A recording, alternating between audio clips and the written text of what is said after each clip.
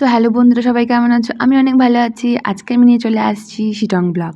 তো আমি যাচ্ছিলাম আজকে শিটংয়ে। আমি এর আগে কোনো দিন যাইনি। সাজদীপা একদম লো হয়ে পড়ে আছে। আমি আমার বাহনকে নিয়ে রেডি হয়ে গেছি শিটং যাওয়ার জন্য। যাচ্ছিলাম আমি গুগল ম্যাপ দেখে দেখে, কারণ রাস্তা আমি চিনি না। তো জানি না কীভাবে যাবো। তো এখানে আমরা যাচ্ছিলাম, এরা মনে হয় শিটিং থেকে ঘুরে এলো। এখানে আমরা দেখা পেয়ে গেলাম গডের বন্ধু গোটের সাথে। ডাকছিলাম বাট শুনলো না, পাত্তা না দিয়ে চলে গেল। তো রাস্তার মধ্যে আমরা যেতে যেতে এরকম ভিউ পাচ্ছিলাম অনেক সুন্দর। আর এখানে আমরা একটু দাঁড়িয়েছিলাম, সাজদীপার টিকিট করার জন্য, কারণ কালকেও চলে যাবে, বাট আমরা টিকিট পাইনি। তো আমরা ফার্স্ট যাচ্ছিলাম শিবখোলার দিকে, কিন্তু সবথেকে ভয়ঙ্কর বিষয় হচ্ছে এই রাস্তাটা এতটা ভয়ঙ্কর আর এতটা নুড়িপাথরযুক্ত রাস্তা যে যেখানে সেখানে স্কুটি না স্কিড করছিল। স্কুটির চাকা যেহেতু ছোটো, আমি আমার মনে হচ্ছিল এই ফার্স্ট টাইম আবার, কারণ ডাউহিলের রাস্তাটা এতটা খারাপ ছিল, বাট এতটা স্কিড টাইপের জায়গাটা ছিল না, এত নুড়িপাথর ছিল না। আর তার থেকে বড় কথা হচ্ছে ডাউহিলের সাইডে লোকজন ছিল, লাইক বিপদে পড়লে পাশে আসার মতো লোক ছিল। কিন্তু এখানে মনে হচ্ছিলো যেন আধা ঘন্টা 1 ঘন্টা পর পর একটা করে আমি বাইক দেখতে পাচ্ছিলাম বা একটা করে বাড়ি দেখতে পাচ্ছিলাম। তো সেই জায়গায় দাঁড়িয়ে আমার একটু ভয়ই করছিল, যদি না কিছু হয়ে যায় তো আমি কী করব ওই মেয়েটাকে নিয়ে, ভগবানই জানে।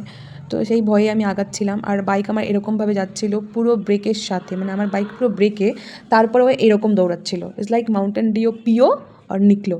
বাট তাও বলছে আমি মাউন্টেন ডিও খাওয়ার পরেও ভয় লাগবে, তো মাউন্টেন ডিওর বোতল না, পুরো ড্রাম নিতে হবে, তবেই এই রাস্তার মধ্যে সুস্থ সবলভাবে পার করা যাবে। আমি তো পান করিনি, তার জন্য হয়তো ভয় পাচ্ছিলাম। হয়তো ড্রাম একটা যদি নিতাম মাউন্টেন ডিউ, তাহলে হয়তো এরকম ফিল হতো না। তো আমরা ফার্স্ট চলে গেলাম শিবখোলার দিকে। এখানে কয়েকটা ফ্যামিলি এসেছে পিকনিক করতে, পিকনিক করার জন্য, ছোট ছোট বাচ্চা নিয়ে। মাই গড, আমি একা তোতলা না, গাইস এও তোতলে। তো আমরা যাচ্ছিলাম শিটং, বাট রাস্তা দেখে আমার পুরো ফেটে হাতে চলে আসছে।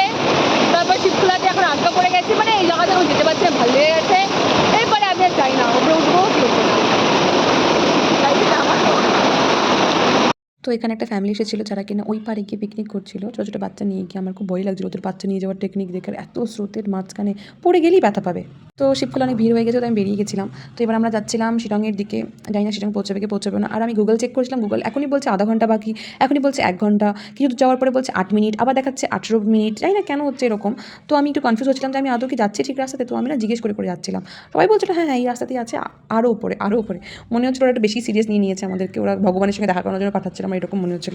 আর সাজদীপা হয়তো নিজের জীবনের থেকে একটু বেশি ফ্রেড আপ হয়ে গেছে, যে না কী করি, চাই একটু মরে আসি, এরকম ওর ফিলিং। সবথেকে বড় কথা, আমি তো এখানেই অবাক যে সাজদীপা আমার সাথে যাওয়ার সাহসটা করলো কী করে এই পাহাড়ের রাস্তায়। সত্যি ওর লাইফের থেকে অনেক বোর হয়ে গেছে, বাট আমি এখনও পর্যন্ত হইনি। তো আমি বারবার ছলে বলে কৌশলে ওকে বারবার আটকাচ্ছিলাম, বাট না, ও যাবেই উপরে, জাস্ট ভাবার মতো না, ও যাবেই। তো এই রাস্তায় এসে আমি আর সাহস পাইনি উপরে যাওয়ার। আমি ওকে পাঠিয়েছি, যা তুই দেখে আয় গিয়ে উপরটা কেমন, যদি ভালো হয় তবেই যাবো, নাহলে আমরা যাবো না। তো সে ফিরে এসে বললো যে উপরটা যাওয়াই যাবে, বাট আমি দেখলাম না যাওয়া যাবে না। তো আমরা নিচের দিকে নামা শুরু করে দিয়েছিলাম। তো গাইস, আমরা শিটং পৌঁছাতে পারিনি এই যাত্রায়। নেক্সট যাত্রায় আমি অবশ্যই ট্রাই করবো যাওয়ার জন্য, কারণ এটা ফার্স্ট টাইম, একটু ভয় পাচ্ছিলাম জন্য, তার মধ্যে 3 দিন ধরে গাড়ি চালাচ্ছিলাম, আমি একটু টায়ার্ডও ছিলাম। তোমরা কেউ প্ল্যান করলে আমাকে জানাবে শিটংয়ে, তাহলে আমিও জয়েন করার চেষ্টা করবো। অ্যান্ড প্লিজ কমেন্ট করে জানাবে ভিডিওটা কেমন লাগলো, অ্যান্ড সাবস্ক্রাইব মাই চ্যানেল।